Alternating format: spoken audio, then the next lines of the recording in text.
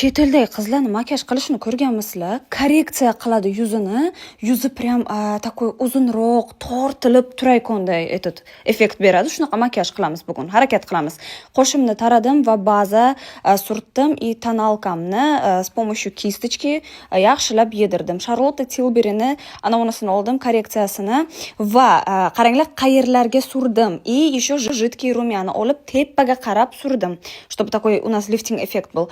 Pudra Dior highlighter rozovisi и Selena Gomez'ni oq anavunasi highlighteri tush qilamiz kiprigimizga va labimizga aksent beramiz. Tak, menda Mistayes'ni korичневый shunaqa qalami va ana shunaqa pomada topib oldim. Bilmayman kimniki bu. Короче, buni rangi menga ja yoqmadi, lekin bu bilan svetli korичневыйni kombinatsiya qilsalaringizlar, o'zlaringizga kerakli rang chiqar ekan. Mokri qilsalaringizlar lablaringizni вообще asal bo'ladi.